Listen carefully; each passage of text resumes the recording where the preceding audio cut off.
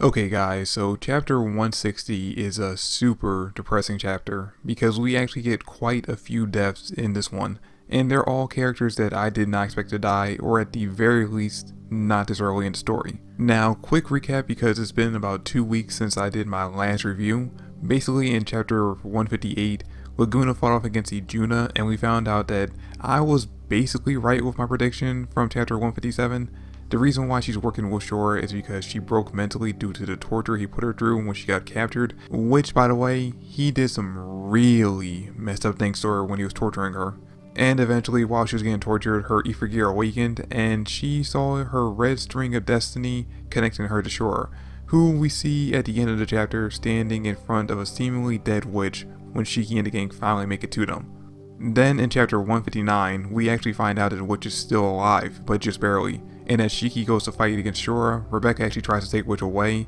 and it's kinda unclear if she's going to take her directly to the Eden Zero, or they're going to go destroy the All-Link system first. Because Witch actually does suggest that they stop and destroy the All-Link system before Rebecca takes her back to the ship, and it seems like she might agree with her, but personally I think it'd be smarter for her to just take her back to the ship, get her healed up, and then just rely on Shiki to finish the job. Then we come back to the fight between Laguna and Ijuna, and we see him use his Ether gear to turn her into water, because he realizes that her own Ether gear is making her think that she's in love with Shura, and by turning her into water, he's able to cut the string between the two of them without causing the side effect of her feeling intense hatred. Or maybe when she actually comes face to face with Shura, maybe she actually will suffer that side effect.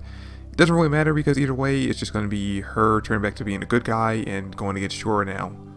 And yeah, that's pretty much the last two chapters. Now, getting into chapter 160, we end up finding out that Creed's real name is actually Seiji Hojo, and he's apparently the heir of the Shogun of Oedo, which, if you guys don't remember, that's actually Homura's home planet. Which, once she ends up finding out, we get a bunch of funny scenes of Homura freaking out because he's basically royalty, and she's been treating him like crap since they met. And of course, he tells her that they're not on Oedo right now, so she doesn't have to treat him any differently than she would treat one of her friends. And he actually does suggest that the two of them become friends in this chapter, which she is very, very hesitant to agree to, again, because of the fact that he's royalty and she doesn't see herself as being worthy. But he does convince her to, and the two of them do become kind of friends in this chapter. Then Creed says something that really made me think of what's going on in One Piece currently, where just like how Oden and now his son Momonosuke want to open up the borders of Wano, bringing major change to their country, Creed wants to at some point change the class system on Oedo and make major changes to the culture, just to make it more in line with the rest of the cosmos where it's more free and it's not as restrictive. And I'm not trying to say that Hero is basically copying what Oda's doing over in One Piece, I'm just drawing another comparison between the two series. I've always said that Eden Zero is basically just a mix between Fairy Tail and One Piece, and this chapter just kind of helps to reinforce that. Now, while the two of them are talking and getting all their shippers online all hot and bothered, someone pulls a gun on them, and it turns out to be Jesse, the guy that Justice had as a spy in Elsie's crew. And we see that this guy is definitely very unhinged, because he's just sweating all over the place, and he keeps saying that Homura is the enemy because of the fact that she's connected to Elsie, and anyone who has any ties to Elsie or is an ally Elsie has to die. And then we cut over to the battle in space, and we see that the Empire has brought out their big gun, a giant snake-like ship called the Serpent. And this is the beginning of the arc getting even darker than it already had been, because we get to see that two members of Oasis end up being killed off by the new ship, one of which was the only female member of the group that we've been following this whole time since their introduction. Now, what's interesting about this is that the laser that the ship fires never actually hits the girl's ship, but because it was close to her ship, it started to disintegrate her. And I'm thinking that this is actually a weaponized version of what we saw Calm do. And we know that from chapter 155 that this kind of ability isn't uncommon in the Allied Cosmos, so it does make sense that they would be able to find a way to weaponize it. And at the end of the sequence, we see that Justice, Eraser, and Victory, who shows up in this chapter, are all going to be taking on the Serpent, which, if I had to guess, I would say that just Justice alone, or even just Eraser alone, with their Ether gear ability, probably could take it out, but having all three of them backing each other up would actually definitely make sure they are able to take it down without too many casualties. Then we cut back to Homura and Creed, and this chapter has mostly just been about those two characters. And we see Creed try to use his Ether gear to trap Jesse because he can't calm him down, which only ends up leading to Jesse shooting Creed in the chest. Then we get this very heartbreaking goodbye between him and Homura, which is kind of surprising considering the fact that, 2 chapters ago, Homura did not like Creed at all and did not want to be around him. But yeah, in his goodbye to Homura, he basically tells her that he fell in love with her at first sight, and that he wishes that they could have visited their homeworld together.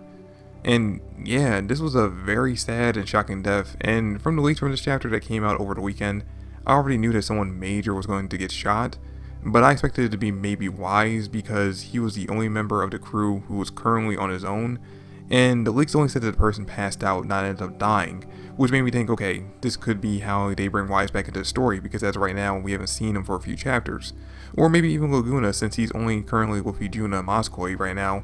It could have ended up leading to him, getting attacked by some kind of enemy and getting shot, and then maybe the two of them fighting to defend him. But Creed wasn't even on my radar as being a possibility for the character that got shot and died in this chapter. And then we get to the end of the chapter where we go back to the fight between Shiki and Shura, and we get a callback to something that Shiki said a few chapters ago where he saw a bunch of lights in space and he knew that each light was someone dying. And he says in this chapter that the only way to stop the lights is to take down Shura, and that's pretty much where the chapter ends, with Shiki landing a major hit on Shura. So yeah guys, that's the chapter. I'm actually kind of surprised, actually no, I'm really surprised by all the deaths that we ended up getting. I mean, I knew a few members of Oasis would end up dying by the end of this arc, but I figured it would just end up being background characters that we've literally never seen on panel before, or maybe Goodwin might end up dying. And while we really haven't been following those characters for that long, still it was kind of sad the way Hiro presented their deaths in this chapter and how he built up to it. So I'm going to kind of miss these characters now that I think about it. And you know what, I'm really going to end up missing Creed, because he definitely was not one of the people that I saw dying in this arc. And now that I think about it, about a volume or two ago, in the afterwards, Hiro mentioned something dark involving Elsie and Justice will end up happening in this arc. And originally I thought that maybe it had something to do with him possibly running into Ziggy and getting hurt or something like that. But now I'm wondering if this whole thing with Jesse and the fact that, so maybe him having his mental breakdown in this chapter is what Hiro was talking about when it came to something bad or something negative happening with those two characters. And I actually kind of really do hope that this is what Hiro was talking about, because the alternative is either Elsie, Justice, or both of them are going to end up dying in this arc, and honestly I would kind of rather Creed, as much as I was kind of starting to dig the character in this chapter, I would rather lose him than lose either one of those characters. And regardless of how sad him dying in this chapter was, it does add some major stakes to this arc, and it definitely has me now more invested in it than I already was. So that's kind of a good thing, I guess. But anyway guys, that's it for the video. Thanks for watching. I really do hope you guys enjoyed it, and I'll catch you guys in the next one. Peace.